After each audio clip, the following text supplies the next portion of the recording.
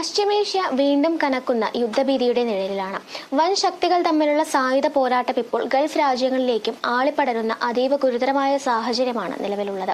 കഴിഞ്ഞ കുറച്ച് ദിവസങ്ങളായി അമേരിക്കയും ഇറാനും തമ്മിൽ നിലനിന്നിരുന്ന തർക്കങ്ങൾ ഒടുവിൽ കുവൈറ്റിലേക്കും ബഹ്റിനിലേക്കും സിവിലിയൻ സൈനിക കേന്ദ്രങ്ങൾക്ക് നേരെയുള്ള ആക്രമണത്തിലേക്ക് എത്തി നിൽക്കുന്നു. പശ്ചിമേഷ്യൻ മേഖലയാകെ പിടിച്ചുകുലുക്കിയ ഈ വ്യോമാക്രമണത്തിൽ ഒരു ഇന്ത്യൻ സ്വദേശി കൊല്ലപ്പെടുകയും മലയാളികൾ ഉൾപ്പെടെ നിരവധി പേർക്ക് പരിക്കേൽക്കുകയും ചെയ്തിട്ടുണ്ട്. ഇറാന്റെ ഭാഗത്തു നിന്നുണ്ടായ അപ്രതീക്ഷിത ഡ്രോൺ മിസൈൽ ആക്രമണങ്ങളെ തുടർന്ന് കുവൈറ്റ് അന്താരാഷ്ട്ര വിമാനത്താവളത്തിന്റെ പ്രവർത്തനം പൂർണ്ണമായി തടസ്സപ്പെടുകയും ഗൾഫ് മേഖലയാകെ വ്യോമഗതാഗതം അനിശ്ചിതത്വത്തിലാവുകയും ചെയ്തിരിക്കുകയാണ്. അമേരിക്കയും ഇറാനും തമ്മിൽ അന്താരാഷ്ട്ര തലത്തിൽ നിലനിന്നിരുന്ന കടുത്ത തർക്കങ്ങളാണ് ഈ പെട്ടെന്നുള്ള സൈനിക നീക്കങ്ങൾക്ക് വഴിമരുന്നിട്ടത്. ഹോർമോസ് കടലിടുക്കിൽ വെച്ച് ഇറാന്റെ എണ്ണക്കപ്പലിന് നേരെ അമേരിക്ക നടത്തിയ ആക്രമണവും തുടർന്ന് ഇറാന്റെ അധീനതയിലുള്ള ബുഷൻ ദ്വീപിലെ തന്ത്രപ്രധാനമായ കമ്മ്യൂണിക്കേഷൻ കേന്ദ്രങ്ങൾക്കും റോക്കറ്റ് വിക്ഷേപണ തറകൾക്കും നേരെ അമേരിക്കൻ സൈന്യം നടത്തിയ ബോംബ് ആക്രമണവുമാണ് ഇറാന്റെ പെട്ടെന്നുള്ള ഈ തിരിച്ചടിക്ക് കാരണമായി പറയുന്നത്.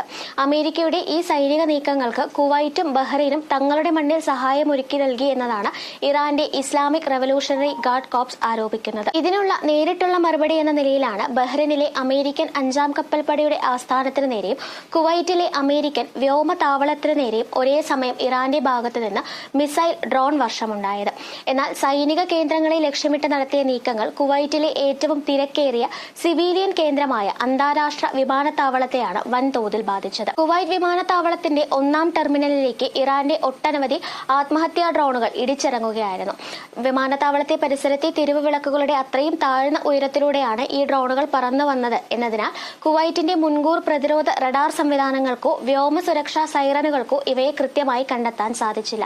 ഈ അപ്രതീക്ഷിത സ്ഫോടനത്തിൽ യാത്രയ്ക്കായി ടെർമിനലിൽ കാത്തുനിന്നിരുന്ന മധ്യപ്രദേശ് സ്വദേശിയായ 55-കാരൻ മസൂദ് അഹമ്മദ് റഹ്മാൻ ദാരുണമായി കൊല്ലപ്പെട്ടു.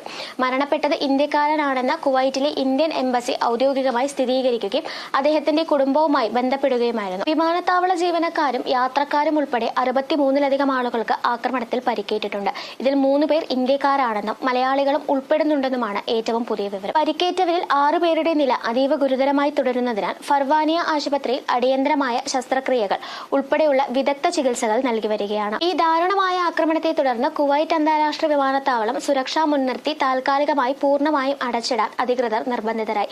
ഇതിനോടൊപ്പം തന്നെ അയൽ രാജ്യമായ ബഹ്റൈനും തങ്ങളുടെ വ്യോമപാത പൂർണ്ണമായും അടച്ചതോടെ അന്താരാഷ്ട്ര വിമാന സർവീസുകൾ പാടെ താറുമാറായി.